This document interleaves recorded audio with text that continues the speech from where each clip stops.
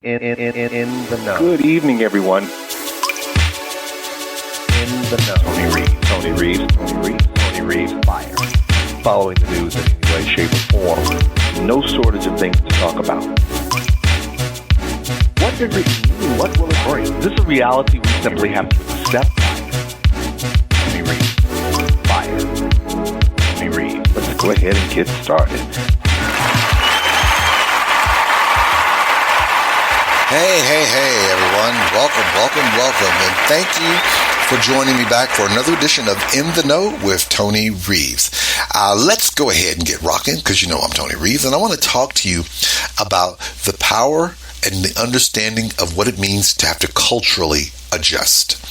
And probably the best example for me to give is what happens when you find yourself having to move from one particular culture, and not just merely your environment, but just culturally in terms of race as well. For me, I grew up in a small town in Arkansas, Pine Bluff, Arkansas, which is kind of fascinating because in theory at the time, it was approximately 55,000 people in my hometown. And in the state of Arkansas, which is not a very large state population-wide, it was like the 10th largest city in the state.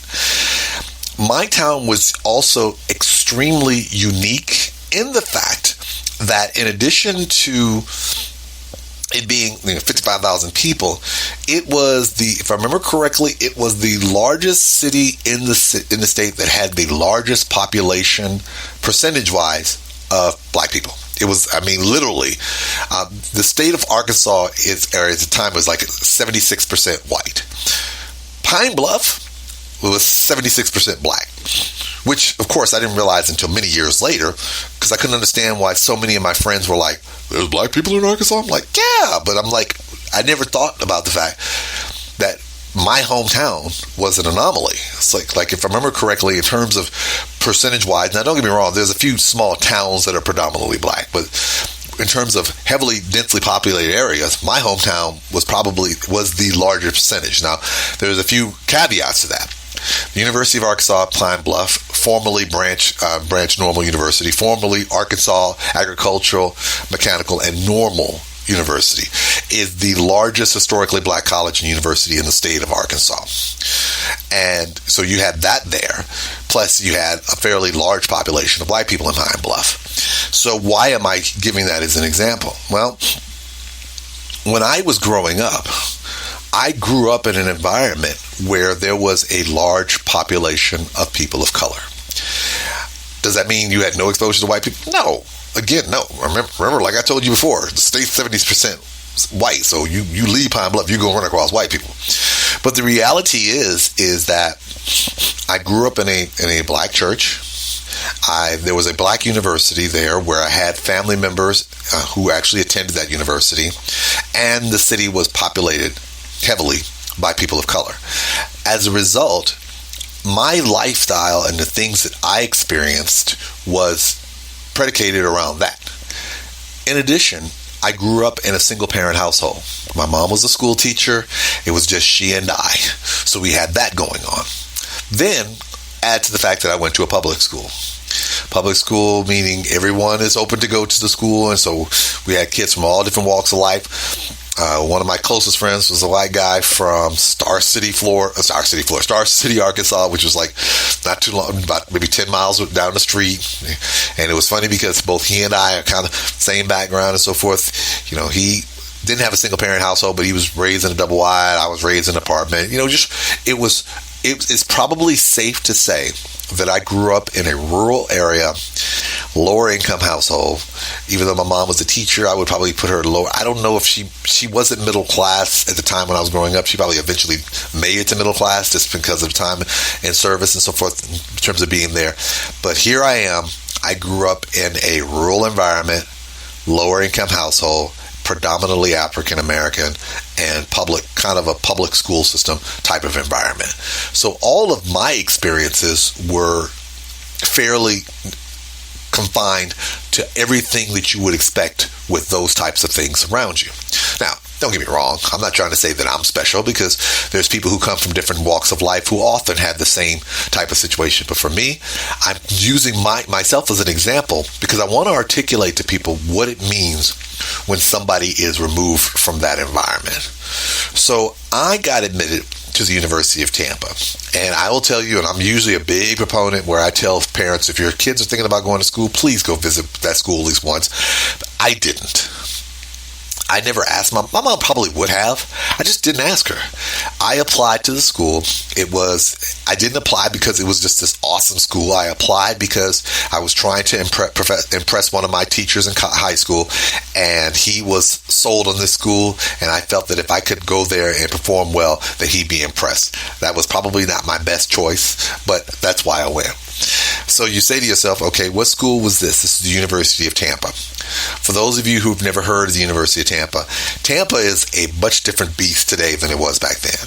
Tampa today is still a Division II school. It's about 11,000 students on the campus, and it's become a juggernaut in terms of where it's located and how many students they have, and and all that. When I went, the school was about 1,500 strong. The school still is located in the heart of downtown Tampa. Like literally, if you go to downtown Tampa and you can look across the street, there's a river that goes through downtown Tampa, and the University of Tampa sits right there. It was a private school. Is a private school still. 1,500, and at the time, it was one of the most expensive schools in the state. So, and on top of that, the school is approximately, I think at the time it was like 95% white. So, yes, it's great. You go to college. It shouldn't be. It's not uncommon. You go to college. These college kids are surrounded by all these different young people who come from different walks of life. And everybody will say, "Oh, well, everybody going to school is a culture shock." It is to a degree, but let me just communicate for those of you who are so quick to want to passively say, "Well, everybody's culture shock." No. You really have to understand what it means when a child is taken out of a culture that they're used and put into something that's so different that they have to learn how to adapt to that culture change. And it doesn't always happen quickly or smoothly. So for me, I go there, and this is a school that is 95% white. It is a private school, which means a lot of the kids there are from family of means. I am not one of those kids. A lot of those kids came from private school type of backgrounds and so forth. They come from family of means. I was none of those things. And so when I got there, I was kind of out of my element to a degree. It was wild because for the first time, all of my classes that I went to, almost every one of them, I was the only student of color in most of those classes. I had never experienced that before. On my floor, I was the only person of color on my floor. I'm not just saying black person. I was the only person of color, period, on my dorm room floor my freshman year. Not saying that my classmates treated me differently, but I was cognizantly aware of the fact that I was kind of, on my own. And in addition to being on my own, I had no idea, and being so far away from home, because University of Tampa is like 900 miles away from home. I had no family in the area.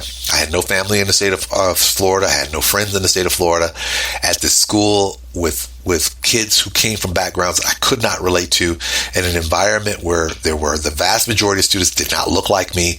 And because of that, I had no idea who to turn to as a source of protection, as a source of comfort, as a source of knowing who I can relate to. Now, over time, I eventually formed relationships with friends who did. But I can tell you, most people, when they ask me about my time at the University of Tampa, I tell them it's the best 3.5 years of my life. And they're like, "You graduated in 3.5?" I said, "No, I graduated in 4. "Well, why do you say the best 3.5 years?" I said, "Because my first semester was a nightmare." I was blessed because I eventually became friends with the person who would go on to be my best friends, because we ended up being roommates the next semester. He left after my first year, but him being close to me at that time helped me get my head together to kind of tackle how I was going to do things at school. And, he and I are thick as thieves even to this day. But that first semester was traumatizing for me because I had various roommate conflicts that popped up. I felt very out of place in terms of, there were kids who were doing things. It wasn't uncommon for kids to pay money to get pizza and go out to eat, and they were going to the beach. They were doing all these activities, and I had nothing. I had no money to do very much. I didn't like asking for help, and I didn't know these people well enough to know to ask, feel comfortable to ask for help. And so for me, it was a traumatic situation, which led to a situation where I had a major roommate blow up over something. It was really trifling and so forth. And if you ever want me to do a podcast about what was that really kind of blew it up, make sure you send me a message at anthony.reeves@anthonyreeves.com or leave a comment, and I'll be more than happy to share. But it was a real traumatizing event because my roommates violated me. They didn't sexually violate me. They did something. They went into my personal effects and disrespected it in a manner that I had never seen before. And I remember when I confronted them, it was not pretty. And I remember leaving from there, going out into the park, because we have a park on our campus. And I sat on the park bench, and I literally sat there and cried. I had never experienced anything like this in my life. I literally was giving serious thought to not coming back. I was like, if I could have found me a way to get a bus ticket and left and never came back, I probably would have, because I was so miserable. Fortunately for me, I was lucky because shortly after that, I met a guy who would, like I said, who would go on to be, I had met him when I first got there, my boy Frank, and we later became really close friends. We became roommates, became best of friends. And what I found from talking to him, black guy from Queens, is that he as I was going through my traumatic experience adjusting, he was going through something very similar in another dorm, which is why it was kind of fascinating how the two of us migrated towards each other. So why am I saying that? Well, I share this is because one of the things that often I struggle with is that people are a little too quick to assume that people can adapt changes in cultures quickly. There's some people who are resistant to it, but some people, it is not always the easy thing to happen. For my case, it was traumatic. Not that I had a bad time when I first got there, but there were so many things that I had never experienced. I didn't know what it was like to come from mean, so I couldn't relate to that. I didn't know what it was like to be in an environment where I was the only one when it came to person of color. And you're like, I'm always fascinated when people say, why are you highlighting that thing? I said, the people who often have a problem with you highlighting the fact when you're the only person, the person who doesn't look like you, where everybody else looks like everybody else. So I'm often taken aback when I have people who sit there and when they say that, I keep saying to myself, here's the problem. You're saying it from your perspective where everybody around you looks like you, so you don't see the problem. But because you cannot mentally comprehend what it is to be in their position, you think they're the one with the problem, when the person who has the problem really is you, because you don't have the empathy to be able to take a step back to say, what must life be like in their world, where they have to figure out ways to adapt to the fact that there's only one of them and many of us. Is there a way that we can adapt to that person's world? And most times when there's a majority, that people don't do that. And so am I saying that people needed to adapt to me? No. What I'm saying is recognize that when people find that they have to adjust culturally to a newer environment that is so culturally different from what they're used to, the period of adjustment may take a lot longer and be a lot more traumatic than you think. So hey, give some grace and give them some time to adjust accordingly. All right, everyone. Thank you for tuning in to another edition of In the Know. Again, my name is Tony Reeves. You can find me at anthonyreeves.com.